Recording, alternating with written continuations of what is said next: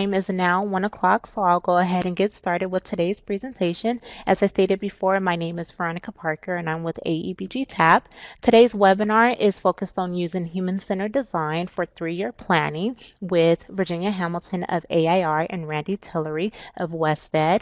Before they come on, I'd like to go over a few housekeeping items to ensure we all have a successful and engaging webinar experience this afternoon. The PowerPoint presentation for this webinar is available in the resources pod. So you can click on the file titled HCD AEBG Launch Webinar. When you click on this file, please select Download File, and the file will be downloaded to whatever browser your computer uses to download files, and you'll be able to use that to follow along with today's presentation. If there are any questions, please be sure to post those questions in the chat pod. Throughout this presentation, either Randy or Virginia will be answering your questions. If they do not get to you immediately, please be patient and they will respond to you as soon as they are able to. But like I said, if you have any questions, please be sure to post those in the chat pod and they will be addressed. This webinar is being recorded and it will be available on the California Adult Education website. I will be sure to post the URL on where you can find this webinar. So this afternoon, if you have to leave for any reason or you want to go back to reference any of the materials covered, you'll be able to listen to the recording as well as download the webinar presentation.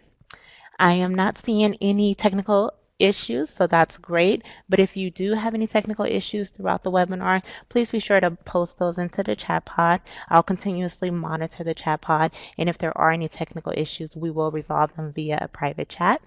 Immediately following this presentation, an evaluation will appear on your screen. Please be sure to fill out this evaluation. It is our way of letting Randy and Virginia know what you thought about this webinar, as well as address any technical assistance or professional development needs you have at this time. Now I will turn it over to Randy, who will get us started with today's webinar. Randy? Great. Thank you, Veronica. Welcome everyone today. We're happy to have you here today. Virginia and I are very excited about bringing human-centered design to AEBG and adult education practitioners in California. I guess we call it AEP now. I keep forgetting to do that. My name is Randy Tillery. I am with WestEd. I should also mention until about a year and a half ago, I was a senior dean for workforce and economic development for the Contra Costa Community College District, and so was part of the Contra Costa Adult Education Consortium. So I am familiar with the work both on the ground and now kind of supporting the work with the Chancellor's Office here at WestEd. Hi, I'm Virginia Hamilton with American Institutes for Research, and I've also been around many of these systems for many years. Most recently, before I came to AIR, I was a regional administrator for the U.S. Department of Labor, overseeing WIOA, among other programs. So we also have a bunch of great coaches who we'll talk a little bit more about later who are supporting this project. Right, so we're going to start off by basically answering a basic question. Why are we doing this? So Virginia and I literally hatched this idea on a train on March 6th after the big field team convening in Sacramento, because Virginia had been doing work with human-centered design in the Department of Labor for a number of years and had brought this training to really 2,000 practitioners within that system. And it's something that has caught on in a lot of human service systems for how we begin to be sure our work is focused on our customers in ways that really can allow us to be transformative as opposed to thinking with our various kind of regulatory or kind of institutional or disciplinary hats. But, really, if you think about it, part of this came from the field. So Virginia did a presentation in January at the big convening. There was a lot of response to that of people wanting to actually get involved with it, learn more about it, learn how they could use it as part of their own planning processes. A lot of what we're asking the field this year in relationship to your three-year planning process is to incorporate design thinking into that process. And as we've worked on what the planning guidance will look like for this year, we've really tried to layer design thinking into those requirements and that document. So you can see that there are ways to think about how you do your planning. There's steps and stages to it. There's a process for really understanding your customers better. That really has to be a part of it. And so this is sort of really how you begin to incorporate those principles into your own thinking as well in terms of your planning with your colleagues in the field. Also, change is hard. It's hard because we kind of have all of our own limitations for the work and around the work that we do and how we understand our customers and our systems. And so it makes transformative conversations very difficult. I know within my own consortium, with people that I love and respect across different systems, we kept running into various roadblocks for our ability to really think creatively about how to really do the work we were trying to do. And so this is a way to kind of support that. And really focusing on our customers is a way of kind of focusing on what's most important. And so human-centered design, while it really started in kind of the world of product design and places like that, really works just as well when you apply it to kind of service delivery and education as it does other systems. One of the things in AEBG is that I think oftentimes it can be really overwhelming. I feel like this is just sort of the list of acronyms related to AEBG or initiatives. You have AEBG, you have CDCP, you have Perkins, you have WIOA, you have strong workforce floating out there. We have these 5 field teams. People are reporting through TOPS Pro Enterprise or through MIS. We have 3-year planning processes. Now you're reporting into NOVA. You're doing your annual CFADs. And it just feels like you spend all your time responding to different kind of things that you have to comply with. And there's so much information to absorb that it can be really difficult to simplify or distill down to what's really important. And another way of looking at this is if you think about the systems just with the adult education program, you have K-12 adult schools, you have community colleges, ideally you have your workforce boards and your local workforce system. It's hard enough to get those 3 systems to align and to kind of have the right kinds of conversations. You have all these funding streams that everyone's dealing with, all of which have their own kind of obligations and requirements, and everyone gets bogged down in sort of how they have to comply with the regs for the funding they administer. And then you have all the governance, admin, and reporting stuff. And this becomes just a set of things that can seem like they're sort of continually in your way. Whereas if we were able to maybe to take a moment just to get outside the box of those things and really think about where our customers sit in this, it might help us to kind of move to a next step or to another level, really. So, we're going to say this to you a number of different ways, but there's really kind of what we're talking about is basically a training that lasts 9 weeks. This is the launch webinar that we're having. We had one of these also on I think August 2nd. So this is our second launch webinar. It's a 5-week class. It's actually spread over 9 weeks. So it's more or less self-paced. You're doing a combination of online, you're actually meeting with your teams locally, and then you're also kind of submitting assignments online. You have coaches who'll be working with you. It's very much it's not like, you pass or fail. It's really about how you proceed with kind of understanding the work. Then once you complete the 9 weeks, there's a 4-week prototype and testing phase where you begin to try things out. We will be having a celebration somewhere at the end or after the end to celebrate, the challenge winners, which in this case so far has been pretty much everybody. It is a little bit like T-ball in that sense. If you do it and you give it your best, you win.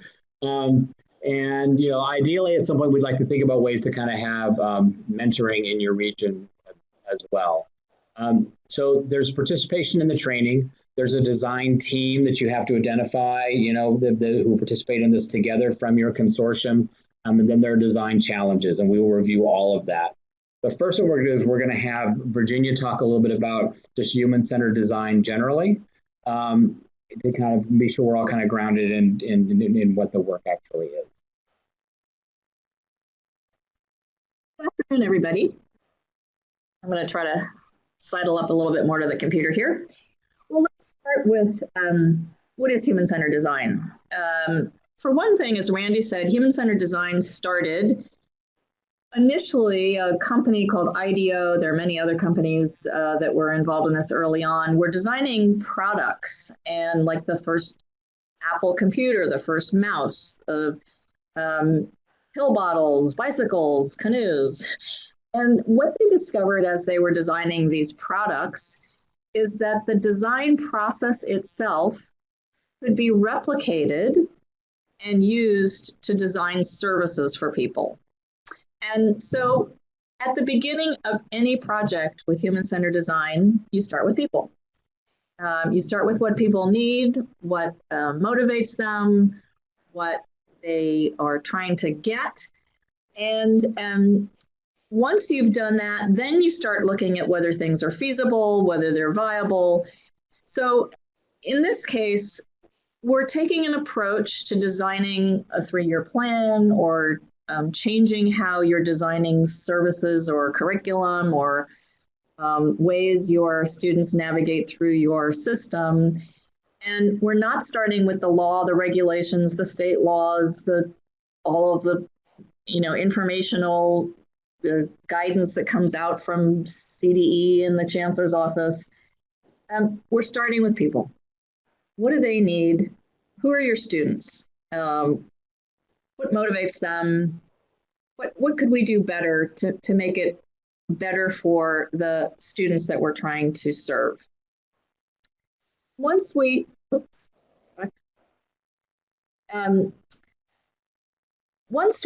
understand what people need, and I'll go into a little bit more detail about this, we start to understand what their stories are, we can develop themes, we can have insights into what people need that we might not have really understood otherwise. And from those insights, using the human-centered design process, we go through a set of activities that really allow us to brainstorm a million different ways we might come up with new solutions for people. And then we prototype and test and prototype and test. It's a very iterative process. So I'm just going to take us very quickly through each of these stages so that you can get a little bit of an idea about what we're talking about. I also want to point out, as I just described, that we're talking not about designing a new footprint for your school, or a new building, or a new textbook. We're actually talking about designing services. And there's some general principles. One, as I just said, is it's human-centered. And what I've discovered over the years is that in addition to being focused on your students or your customers, it's also important to design for the staff, for you, for teachers, for people who are in administration, for people who are running schools and running programs, because you could design a really terrific solution for your students that would drive you crazy.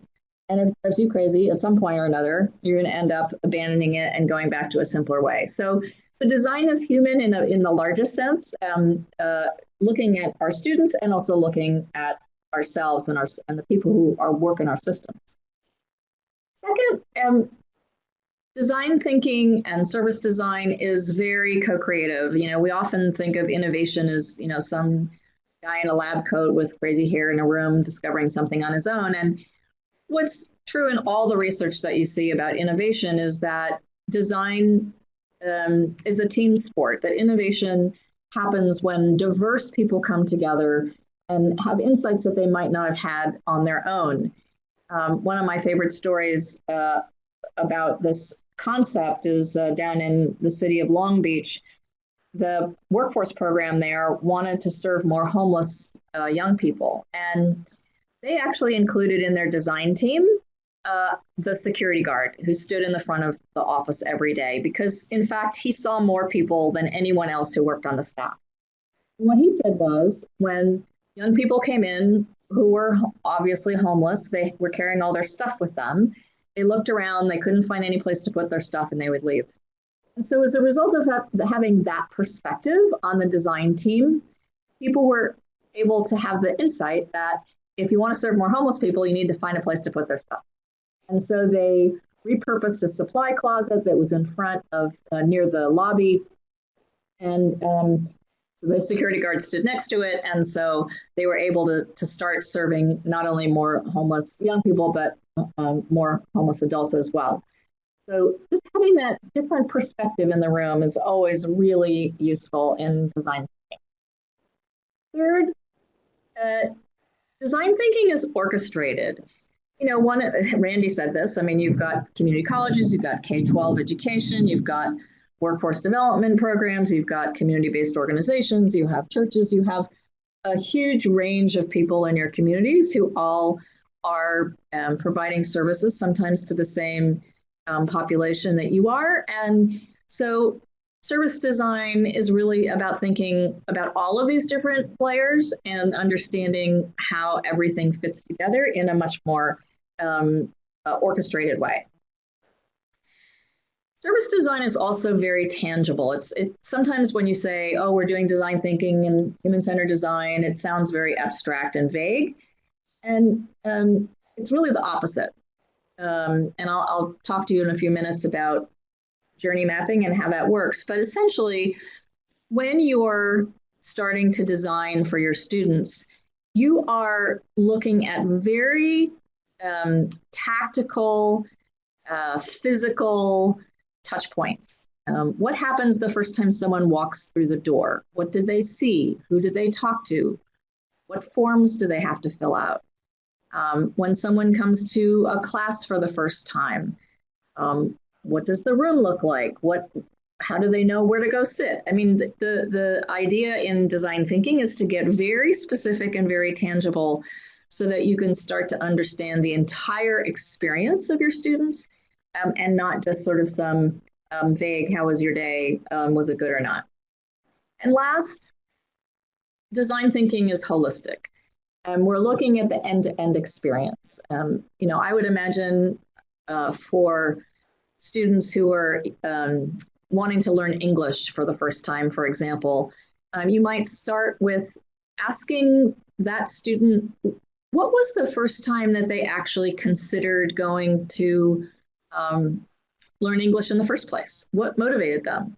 Where were they when they had that decision? Were they with other people?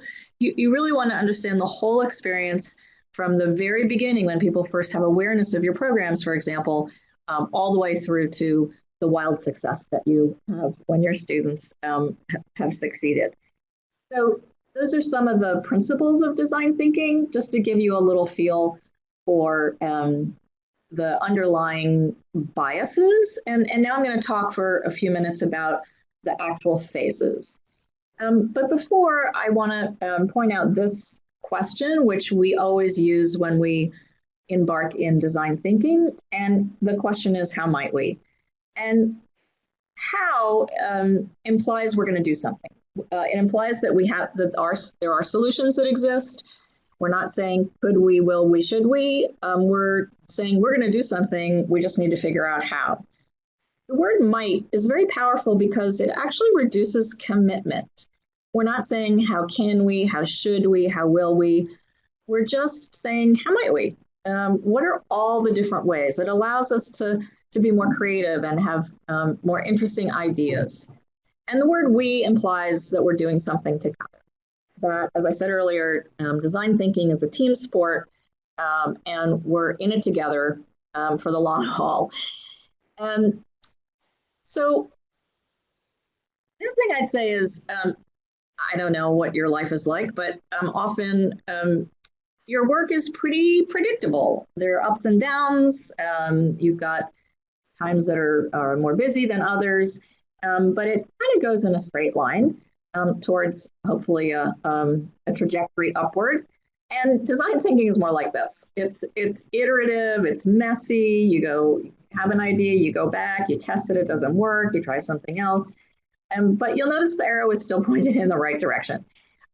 It's a messier process, which some people really love and embrace and drives other people crazy.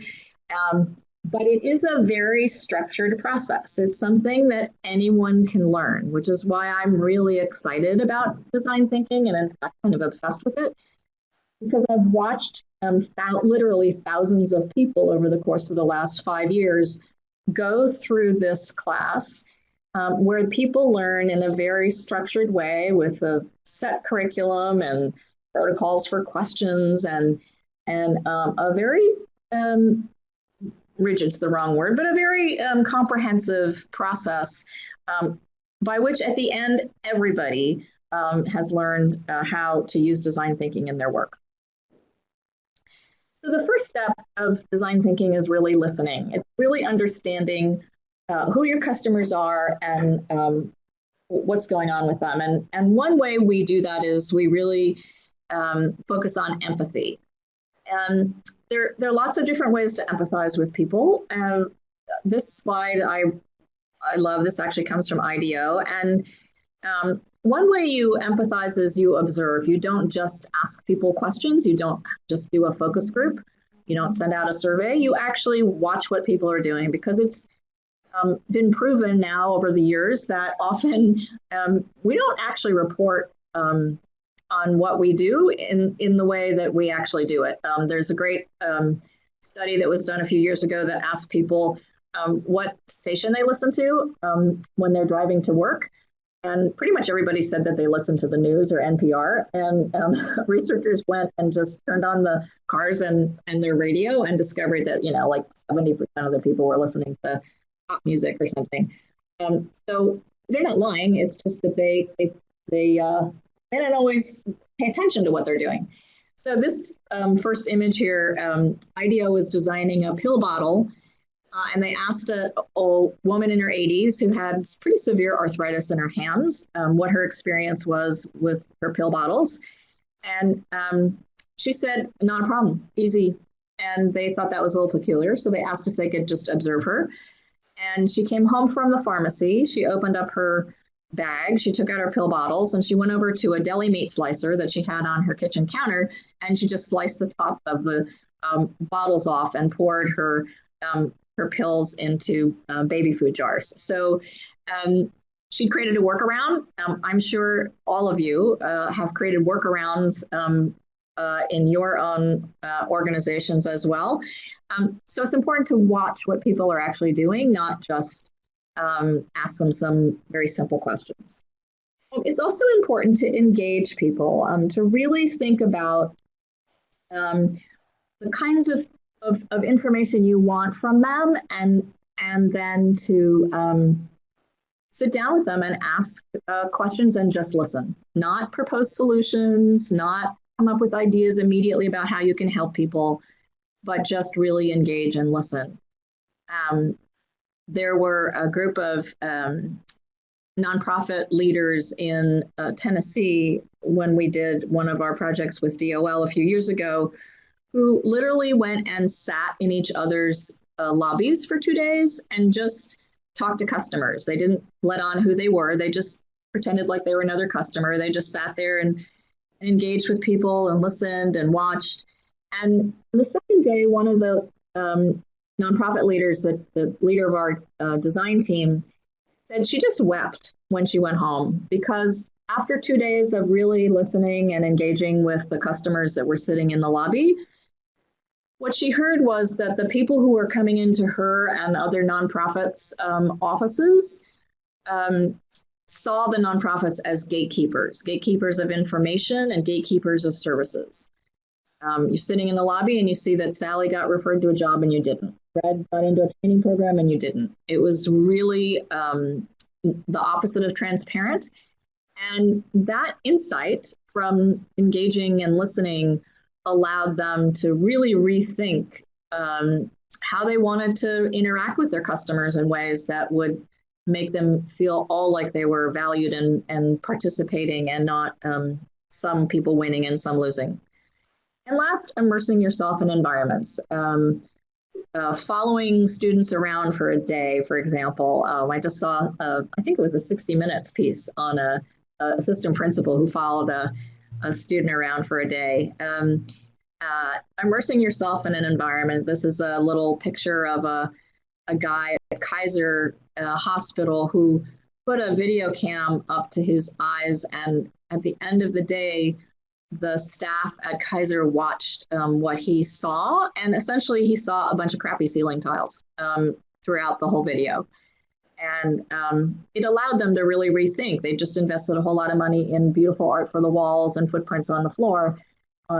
This was a real eye-opening experience for them as they went through the experience of one of their patients. Another way you can empathize with people and begin to really understand what their experience has been is to do journey mapping. This is an example. There are many examples of journey mapping where people, staff and customers get together and literally draw or put on sticky notes or however you want to do it, what a student's experience is from beginning to end. So I'm aware of the program. I read a flyer. I walked into the office. I filled out a form. Um, Making tangible, as I said earlier, and explicit every single step of the way of that customer's journey, the student's journey through the process. And then to go back and ask customers, students, staff, where are the pain points? Where did this system not work? Where did this process not work for you? Where was it confusing? Where did it take too long? Where were the forms really complicated? And then where are there opportunities to make things better, to surprise and delight people, to make the journey work for the people you're trying to serve. So journey mapping is something you'll learn in this class and is a really great tool to help you empathize with your students. And I'll end this little section of it by just telling the story about David. This was a project we did with IDEO, who was helping us try to improve the programs in WIOA Title I for out-of-school youth. And David said that he just copied a friend's resume because he didn't know how to make one himself. And I'll come back to David in a moment and tell you what our insights were. This last slide here in this section is a quote from a design team down in the LA area who said that their experience in going through this class, in observing customers going through the intake process and really witnessing all the inconveniences that people had to go through was really enlightening for all of the different partners. And I think there's another quote at the end that takes it even a step further. So once you've gathered a lot of information, you've empathized, again, the class teaches you how to do it, gives you checklists and forms and activities that you will use in this process. You start to gather all that information together, you come back to your team, and you start to develop themes and insights. So here's David again. And even though I'm completely obsessed with human-centered design, my first thought when I saw that David was copying a resume was that we just needed to hook him up to a resume writing workshop, that we have them all over the state. He just needed to get linked in with the office there. And I apologize, we have some kind of weird construction going on in either above us or below us. It's hard to tell. And the insight that we had as we went through this design process is that we don't need to hook our young people up to resume writing classes. They don't need to sit through an hour-long class learning how to write a resume. We just need to give them templates, just exactly the way David was doing it, that you could tailor depending on the young person's schooling experience and work experience. So a good example of an insight that led to some interesting new ways of prototyping and testing services. We also discovered through pretty much every single team that worked with young people is that we discovered that we weren't as hip as we thought we were, which for any of you who have teenage children, you already learned that lesson, but that was definitely one of our findings.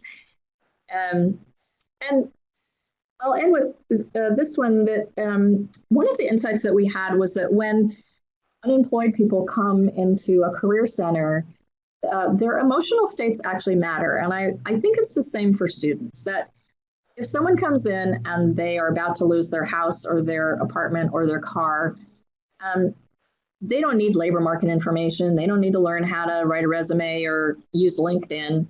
In fact, they don't even need a job. They need money, and they're panicked. And that person's really different than someone who sent out 200 resumes out into the black hole of the internet, who's never heard anything back. And those people are stalled. They don't know what to do next. And then there's some people who maybe their occupation has gone away, or their industry and their community, or they've come out of the military, and they need to figure out what their skills are and how they can translate those into some other industry. And they need to spend some time exploring what the labor market is. And what we tend to do in government services often is to have one one size fits all orientation, 1 hour orientation. Everybody goes through it. And for 95% of the time, each one of the people in that room who has a different emotional state is listening like 5% of the time. And I'll talk later about what we did with this particular insight. But it gives you a good example of the kinds of themes that were developed as a result of really empathizing with the people we're trying to serve. Once you have some insights and you've developed some themes, then it's time to brainstorm. And brainstorming, you've all done it, is all about quantity. There's lots of data that says that, and research that says that quantity matters more than quality in brainstorming, and that if you have 10 ideas, 2 might be good. If you have 100 ideas, maybe 20 are good. So there's some very structured activities around brainstorming using how might we questions. And brainstorming can be sort of a general activity, or it can be specific like this. How might we simplify the invoice process so Gloria can take a vacation? It can, your brainstorming can be self-serving in a good way, enlighten self-interest on the part of your staff. And once you have some ideas, you've done some brainstorming, you've got some how might we questions, and you've got some ideas about how to answer those questions, then the next step is to actually deliver. And this stage is something that we often don't do in government and education and in publicly funded programs, but it's about prototyping and testing and trying things. It's something that the tech industry is better at than we are. And there's something interesting about prototyping. If you hand someone a very rough idea, a sketch, something written on the back of a napkin, just a bullet points, some ideas, your fellow coworkers and partners can see potential and possibility. And when you hand them something that's polished and looks finished, people tend to see flaws and criticize. So the difference between sort of a rough sketch of how our partnership might work and what various different responsibilities we're each going to take as we start to think about working with an industry sector, for example. Looking at that together as a set of partners is really different than one partner going off, working on their own, typing something up very beautiful, having a PowerPoint slide and set of slides and coming back in and presenting it to other people. Then it's theirs, it's not ours. So prototyping is a really great way to learn more about what your ideas can accomplish or can't. And it's also a cheap way to fail. If you prototype something and test it and people immediately go, no, that's never going to work, you just move on to the next thing. You haven't invested a whole lot of time and energy in it. I love this slide. This is again from a workforce program team. They actually prototyped how the partners worked together to work with employers in their community, and discovered that when they looked at it, that it was a bunch of soldiers pointing guns at each other, that each partner agency was protecting their own employers, and that the prototype itself allowed them to learn a little bit more about the way they were behaving with each other. And then the creation of a new prototype in which everyone was sort of pulling along together was a vision that they could keep then as they actually started implementing the project. This is another prototype I really like. It's super, super simple. This is in a career center up in Oregon. When people walked through the door, the first thing they saw was a stanchion with a red hand stop sign that said, stop here.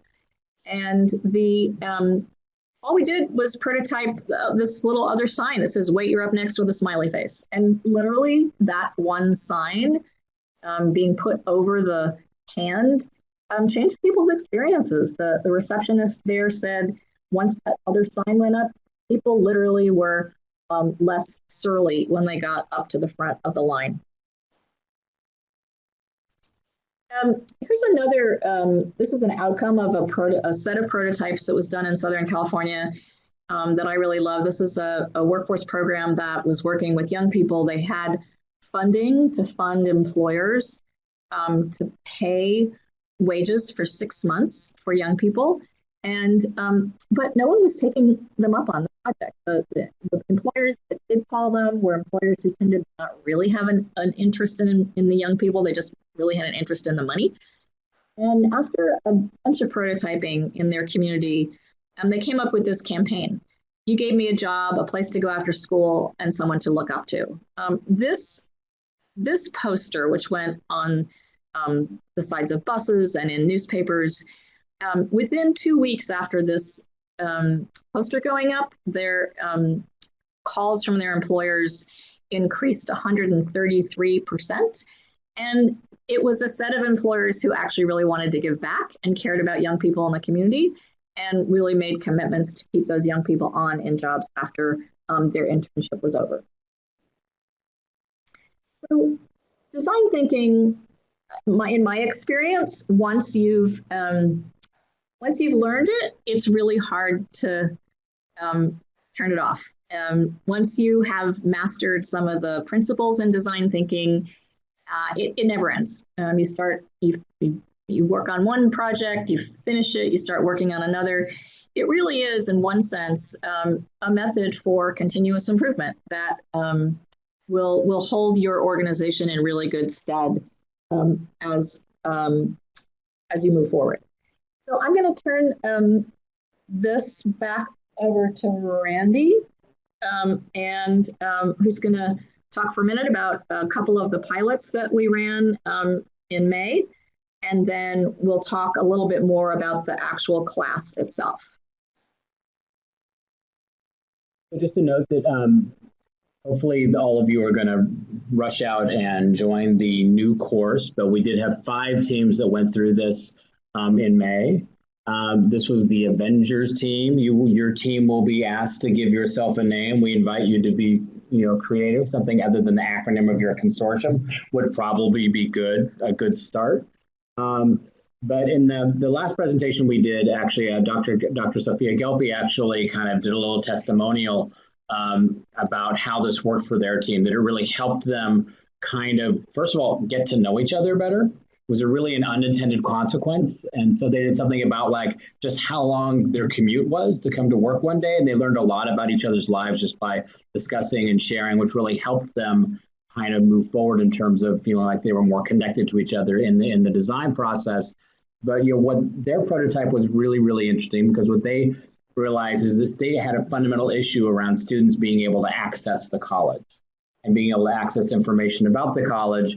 And they came up with the idea of really designing their own app. And this was the prototype for the app that they designed. And they literally created little kind of app-sized cards, like the size of your phone, and then held it and kind of worked with it and kind of get a sense of what it would feel like to get information in a different way. Yeah, they tested it with students as well. And so this is just an example. And oftentimes the insights you have are discrete around a particular problem, but those kinds of insights really add up in a variety of ways as you apply them to different problems at your institution. And this is something that was very, very powerful for them and their team. Here's just some reflections from a participant in one of the teams about just participating in the course, and how you really kind of work with your students and talk to people, just to be an active participant. To be gentle with yourselves and do the best you can. There was really a point where I wanted to actually kind of send an email to everyone who did the course in May and say, stop being teachers. Because we're all teachers or human service professionals, we hold ourselves to very high standards about what it means to be a student very often. And they're very concerned, are we succeeding? Are we going to get a good grade? Are we going to get the certificate? And not really enjoying or immersing ththemselves in the experience. Really listen with an open mind to each other, really take time to reflect. I'm feeling very new agey suddenly. And to share what and I live in Berkeley, so it's even better. And to share what you learn with others. So I think that there's just that openness, that listening, And then to understand you're in a process that's kind of open-ended, that doesn't have, it has its own cadence, and you'll discover the cadence of that process as you immerse yourself into it. So I'm going to do some nuts and bolts stuff now. And you're going to hear us say design team in about 18 million different ways, because we can't stress enough the importance of this being really a team experience. You could do the course by yourself. This course is operating, thousands of people do this course. You could sign up for it. It's free. You could do it.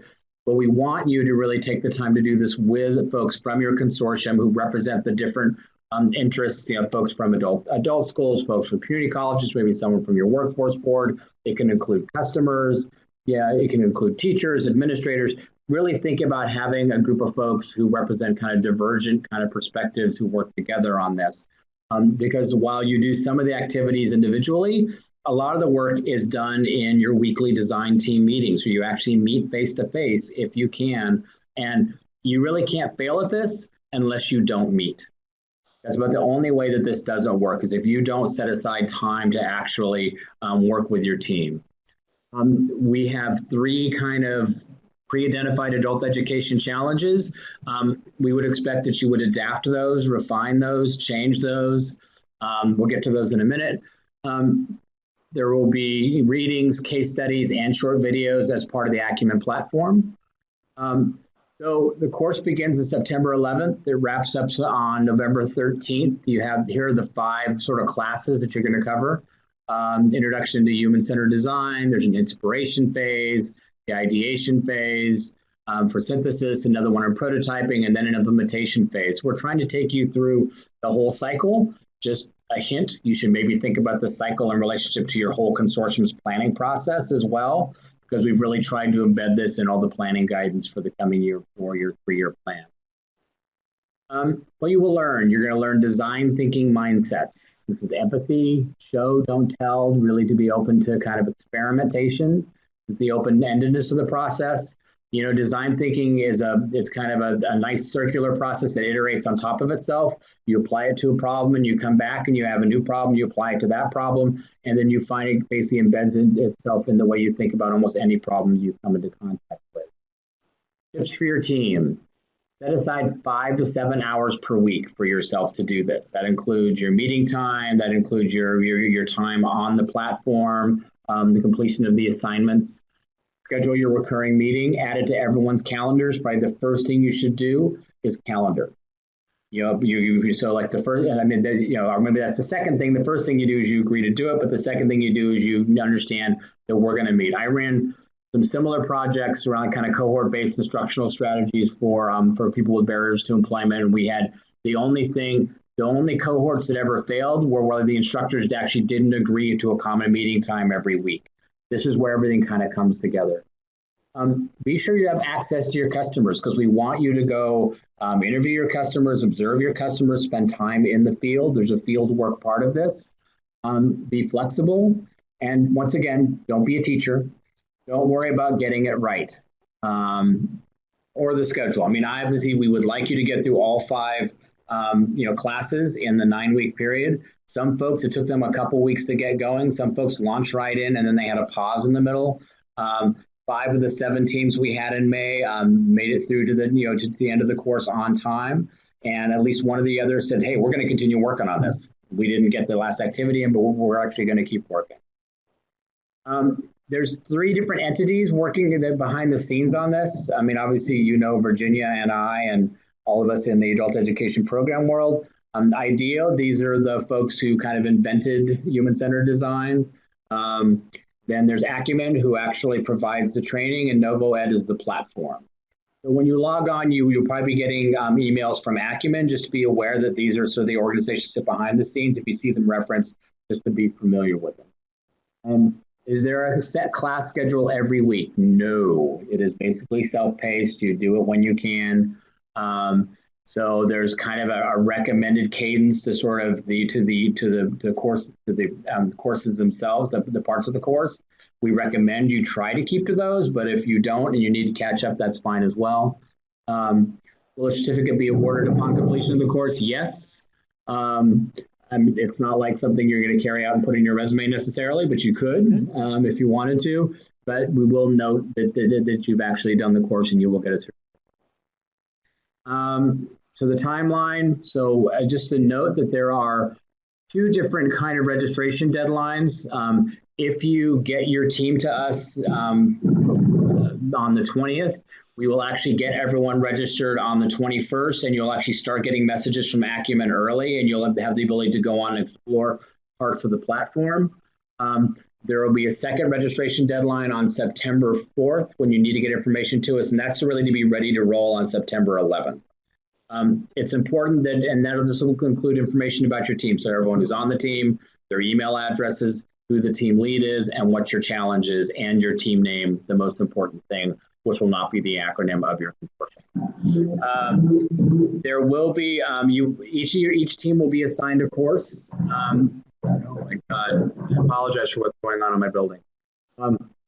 Course ends in November 13th. And then the idea is that in November, you begin prototyping and testing whatever it is you came up with. There's another date on here on August 30th. There will be an onboarding webinar led by the coaches themselves. We have at least 3 and as many as 7 or 8 coaches who may be participating. Your team will have 1 or 2 coaches assigned to them. They will be reaching out to you. If they reach out to you, don't take it to mean you're being sent to the principal's office. It just means that they're just trying to check in, be sure everything's going okay. They're there to help you. They're not there necessarily to really like monitor your progress or to ping you if you're not on time. Important registration dates. So August 20th, kickoff November 30th, September 4th, the final deadline for registration. So lessons learned from the pilot, and I've referenced some of these already. You can't fail this course unless you don't schedule your team to meet ahead of time. Don't worry so much about deadlines as really the process of going through the materials. Expect a lot of communication. Don't stress out if we're emailing you all the time. They will schedule things like office hours when you can all get online with them as well. Coaches are your friends. Fish your friends, not food. So the steps to really get moving forward is to identify who your team leader is. Your team leader should be a participant. It's someone who works with your team. We had one team in May who said, oh, this is our team leader, but that team leader didn't know they were actually taking the course with them, which ended up not being that helpful. And a co-chair, or second, a captain and a co-captain, so that if something happens, team leader drops out, there's someone else there who's willing to step in. Try to have your group be diverse. Don't do it just for your college or for your adult school or for just adult schools or the colleges in your consortium. It's really a chance to have diverse perspectives, because the challenge is finding common themes, building new strategies within the diversity of people that you have there. So, folks from K-12, adult ed, your K-12 adult ed, non-credit. Stakeholders that work with customers are really good to have service staff, to have instructors as part of it. You can include customers. We recommend that as well. Also, if you're ambitious as a consortium and you guys are totally bought in and you want to have 2 teams, we can totally accommodate that. We've actually made space for as many as 50 teams. We don't expect that many, but we're sort of, we can accommodate that many. Here are the 3 challenges that we identified. Obviously, these are very familiar issues for those of you in the adult education universe. How do we increase access to and retention of students in adult education? How might we help more students transition into post-secondary education? And how might we collectively strengthen career pipelines into higher wage employment? Obviously, these are fairly high-level challenges. Oftentimes, one of the first things that people do is they will focus in on something maybe more discrete. But these are just places to start. They're clearly aligned to the adult education program objectives. And I would just say that this course, as Randy said, is an online course that anyone can take, MOOC. And there are thousands of people from across the world who are taking this class at any time. We want you to focus on one of these challenges that you'll probably refine as you move through it, as opposed to helping to figure out how to build better wells in Egypt. This is the beauty of this class, as Randy said, is that when you're done, you have some ideas that you're testing and trying to implement. So you're actually learning by doing. As I said, you'll probably refine your challenge question during the process. This is a good thing. We're not going to be like, how come I chose that? It's not really our role to tell you what to choose. It's really your role to explore and figure that out. Register for the course. So once again, this is a reiteration of the steps. Pick your leader, your co-leader, identify your team members, and then have and send everything to Jimmy Gilroy at wested.org. This is the contact information. As soon as you send that to him, you will receive an email receipt from him.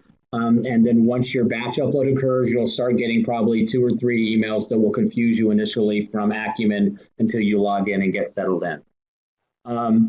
So once again, there will be a kickoff webinar on August 30th. They will actually go through the platform a little bit on that webinar. I've been promised this, so they help people feel comfortable the first time they get on. And we promise to try and create an information page in the AEBG website related to human-centered design. Coaching support, you will hear from your coaches pretty much weekly. They will have tips on how to facilitate meetings with your team, help in communicating, sharing your best practices. There's a chance to communicate any issues your team has with the course assignments. And there may be video calls with Acumen for peer sharing as well. Suggested supplies, kind of the normal stuff, Post-it notes, pens, pencils, markers, paper, just all the stuff you would use for planning, meeting planning, access to whiteboards. Yeah. And take pictures. It's really important to have your phones available to take pictures of your products. This is one of the few times an educator is going to tell you, please use your phone. To have things you can work with to make it tangible, to work with it, make it physical for yourself. Here is a very nice quote that Virginia inserted in here. Open, honest communication, as well as working together to develop innovative solutions, increase the level of partner engagement and team building. This is a quote from a participant in the course. So now we're going to open it up for questions. I don't see anything that look like questions so far for us.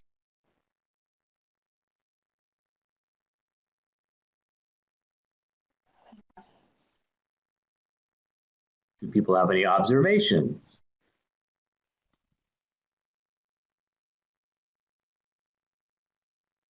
Sarah Walker, if I don't have a team, so Sarah, I guess maybe identify who you are to us, and because there may be other people also pinging us on this, and we could figure out if we can connect you up with someone. So just to be clear, anyone can go on Plus Acumen and actually find the course and do the course on their own.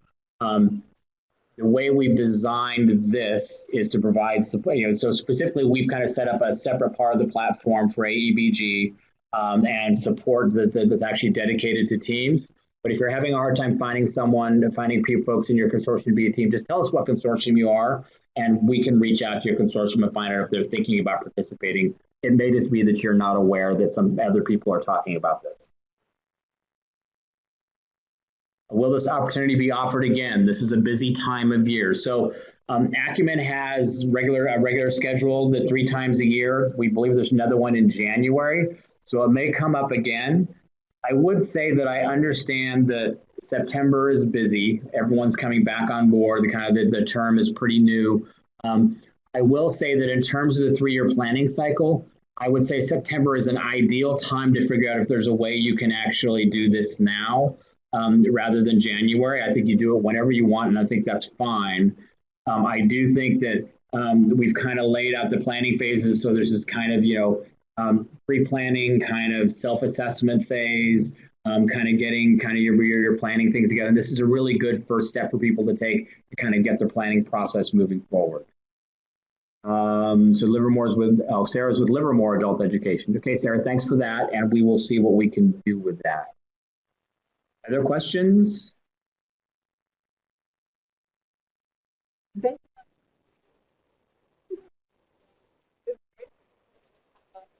Now that you've listened to us talk for an hour, and what do you think? Do you think you might want to love to see this about it? You're definitely going to do it. You're going to talk to people.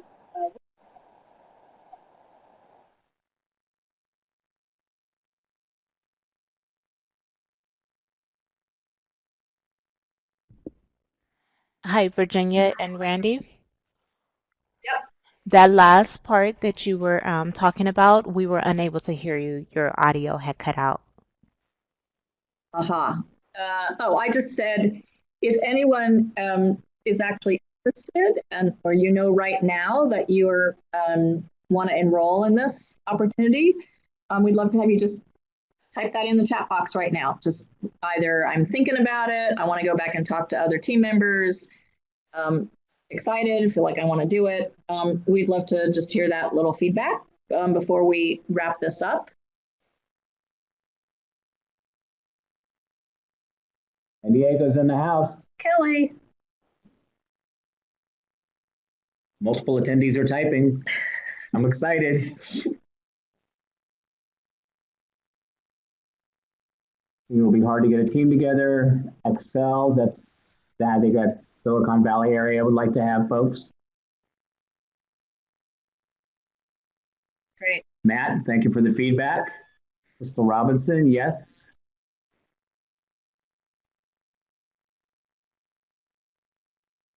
A couple of points about the planning process.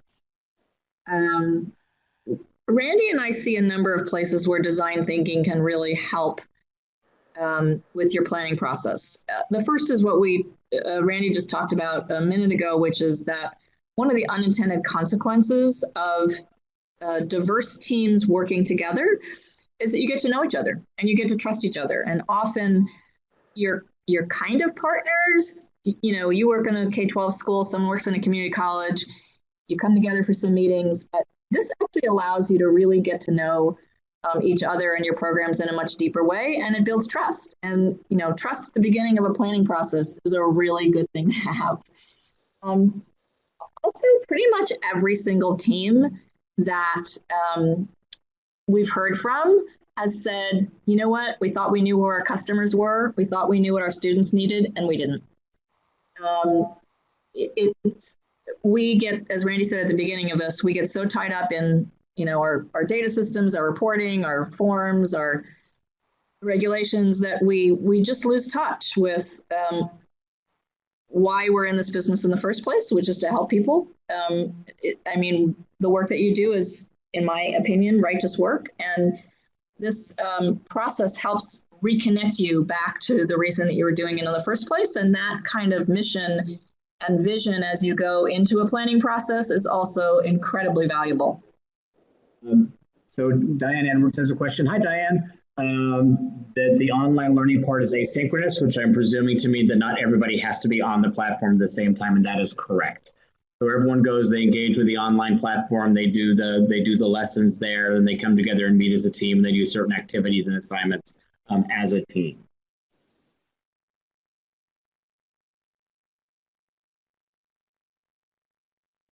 So let me just repeat again a couple of the deadline issues that they're kind of currently. So if you think you have your team together and you want to get them registered, for the sooner of the first deadline, which would be, we would like you to try and have your information in on Monday to Jimmy Gilroy. That's jgilroy@wested.org. I should also say that these PowerPoint slides and the recording of this webinar will be available. So if you want to actually show this to your consortium or share it there, you can as well. I think many people both on this webinar and just generally probably know how to get a hold of me at my email address. I'm always open for people to contact me. And my emails are tiller@wested, rtiller@wested.org. So we look forward. We're really excited about this second cohort. We really wanted to have a lot of teams involved this time. And if you have questions, please feel free to reach out to us.